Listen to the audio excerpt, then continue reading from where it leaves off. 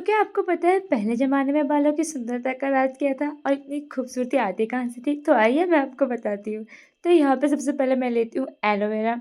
तो एलोवेरा को मैं नहाने से पहले अपने सर पे लगा लेती हूँ। इसके पास मैं देती हूँ चाकू वगैरह, याद रखती है मेरे गाँव से। तो ये फिर फटाफट से उसको छीलती है और उसके 2 बीच से तो उसको काटती है और फिर मेरे सर पे लगाना स्टार्ट करती है। मेरे बाल इतने झड़ चुके थे ना, मैं बता नहीं सकती, और साथ में मेरे बालों में हो रखा है डैंड्रफ काफ़ी ज़्यादा। तो ये अच्छे से उसको अप्लाई करते हैं मेरे सर पे और मेरे बाल तो मतलब ऐसा लग रहा है जैसे सर पे बाल ही नहीं होंगे, इतने कम बाल लग रहे हैं भाई ऊपर से देखने में। मैं तो अब देख रही हूँ। तो अब भी यहाँ पे एक वो थोड़ा एलोवेरा कम पड़ गया था। हम दोबारा से गए और काट के लाए। अगर आपके घर में भी होगा तो भाई अच्छी बात है, नहीं है तो बिल्कुल लगाइए पौधा, क्योंकि एक होता है ना बाजार का जो मिलावटी मिलता है और घर में एकदम शुद्ध और प्योर मिलता है।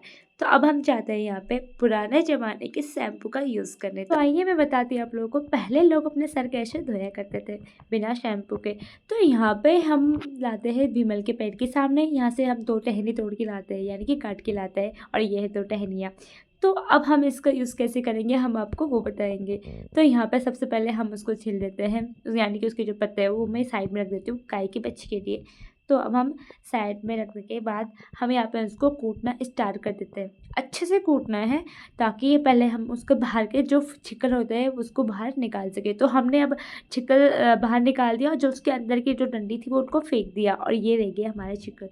तो आप लोग भी ऐसे कर सकते हो अगर आप लोगों के यहाँ भी है, क्योंकि पहाड़ों में तो पहले ऐसे ही बनाया जाता था। और इसको भी हम अच्छे से कूटते हैं और कूटने के बाद एक पानी में थोड़ा सा गर्म पानी रखते हैं जग में, और उसके बाद से अच्छे से मतलब उसको निचोड़ते हैं। और निचोड़ने के बाद उसमें जो गाज आती है ना, यानी कि जो झाग आता है, वो हमारा एकदम प्योर शैम्पू है। तो भाई जो पतंजलि शैम्पू है ना, वो भी इसमें यही यूज़ करते हैं। बस फ़र्क ये है कि उसमें थोड़ा मिलावटी रहता है वो भी, तो प्योर तो यही है। तो उसने मेरे बालों पे एकदम अच्छे से अप्लाई किया। फाइनली जो रिजल्ट निकल के आया, वाओ, मतलब मैं खुद बोल रही हूँ, इतना अच्छा लगा ना मुझे, एकदम सॉफ्ट। और ये बाल मेरे अभी मैंने बिना कंघी लगाए हो रखे, मैंने बिल्कुल भी कंघी नहीं लगाई है अभी, और इतने सॉफ्ट और शाइनी हो गए हैं। बहुत से लोग मुझे पूछते भी है, जब भी मैं पार्लर में भी बाल कटवाने भी जाऊँ तो वो मुझे पूछते हैं कि आपने बाल स्ट्रेट करवा रखे। तो मैंने कोई स्ट्रेट वगैरह नहीं करा के, भाई मेरे बालों की खूबसूरती का राज यही है। बहुत पूछते भी है, तो आज बता देती हूँ कि यहाँ पे मैं कभी कभी ये चीज़ यूज़ करती हूँ।